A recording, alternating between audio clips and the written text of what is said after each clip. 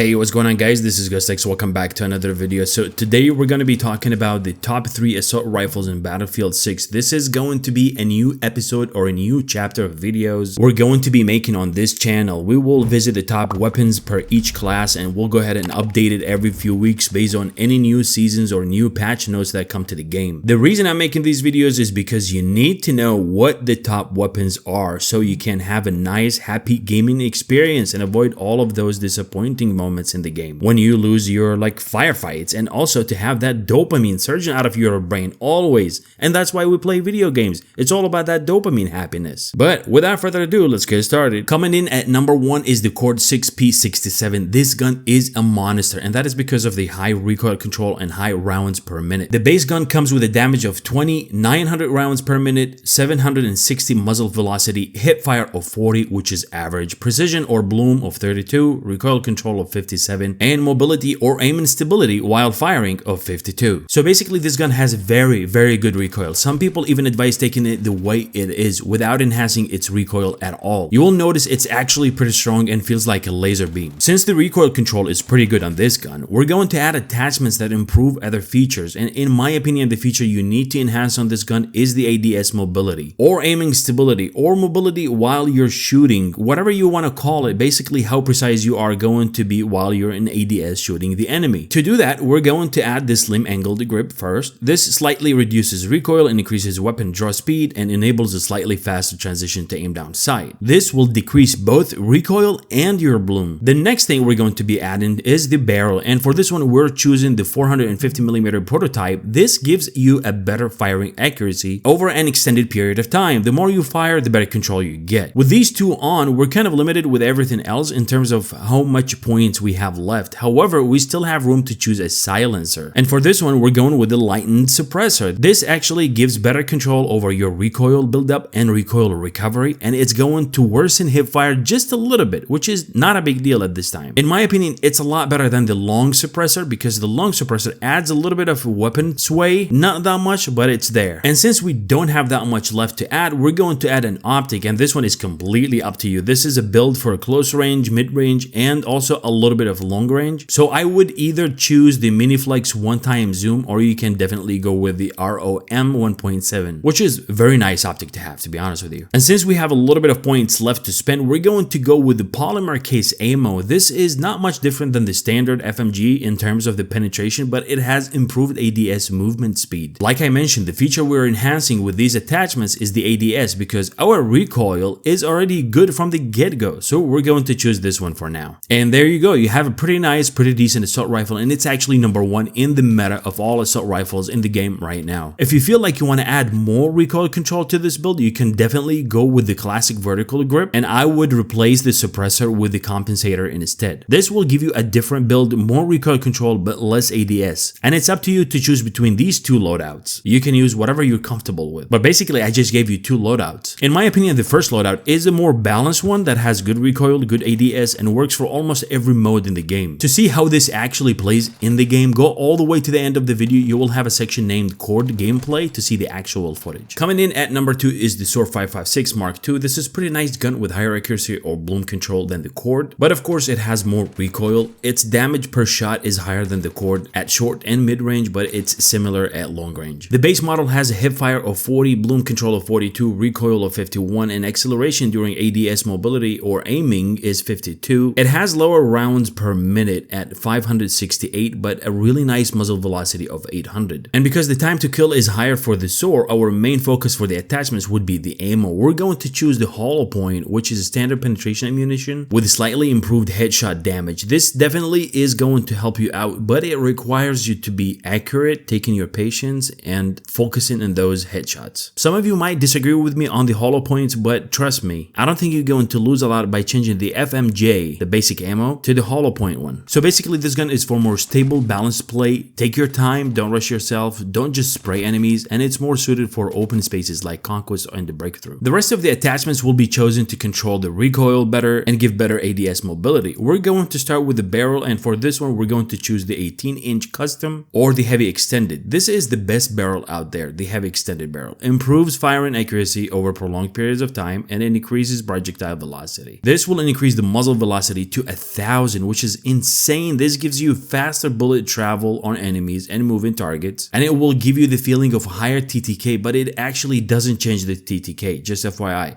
It just helps you land more bullets on the target. As for the muzzle, we will go with the lightened suppressor. Just like we mentioned earlier, this worsens hipfire just a little bit, but it gives better recoil control, reduces recoil buildup, and improves recoil recovery. For the rest of the points we have left, we're going to add a full angled grip that will give better bloom control, less recoil, and also improves ADS mobility. We will keep the same mag that comes with it, and for the optic, we're going to choose either the one-time zoom, it's up to you actually, or the ROM 1.7. You can also choose the ROS 1.25. All of these are actually very good choices for this gun. And if you want better recoil control than this setup, then I would go with the classic vertical, but because we ran out of points, we're going to go ahead and change the suppressor to the compensated brake. That will allow us to come back to the classic vertical and equip it. This basically gives you a better loadout, better recoil, but lower or a little bit slower ADS. It's up to you to choose between these two loadouts. The first loadout, just like with the Cord, is more balanced for all kinds of play, whether close quarter, mid-range, or a little bit of a longer range, but I will leave it up to you. Sitting at number 3 comes the B36A4. This is a versatile assault rifle. It is the third AR in terms of the TTK and can be used in almost every map of the game. It has better TTK at mid and long ranges than the other two ARs that we just mentioned, and it just feels good. The base model has a damage of 25, hipfire of 40, bloom control of 26, recoil of 46, and mobility or ADS while aiming at 52. It has better rounds per minute than the SOAR and lower than the Cord, sitting at 720, but it has also muzzle velocity of 780. For its build, we're going to have a comprehensive improvement as much as we can with the points that we have. The first thing we're going to start off with is the lightened suppressor. Just like we said before, this is the best suppressor in my opinion if you can afford it in terms of the points. As for barrels, we're going to go with the 510mm DMR. This is the repurposed designed marksman rifle barrel that improves firing accuracy over extended period and increases projectile velocity to 975. It also improves your bloom compared to the extended. It's even better. However, it will make your ADS time a little bit slower, but the 510mm DMR, which is the heavy extended, is the best barrel out there, just like we mentioned earlier. Then we're going to put the 36 round mag, which is going to cost us 15 points. After that, we're going to add polymer case lightweight ammo. This has a standard penetration just like the default ammo, but it will improve your ADS time. For the optic, it's completely up to you. For me, I'm going with the ROM 1.75x. And as for the grip, we're going to go with the 6H64 vertical. This will lower down the ADS accuracy, but also will increase your recoil. And this is basically the first loadout. The second loadout, if you want to have more, recoil control, you can go and switch to classic vertical for the grip. But we have to go back to the suppressor, change it to compensated brake, and then come back to the grip and choose the classic vertical. I'll leave it up to you. But if you want to stay hidden on the map, you're going to go with the 6H64 vertical grip and the lightened suppressor. And there you have it, guys. These are the top 3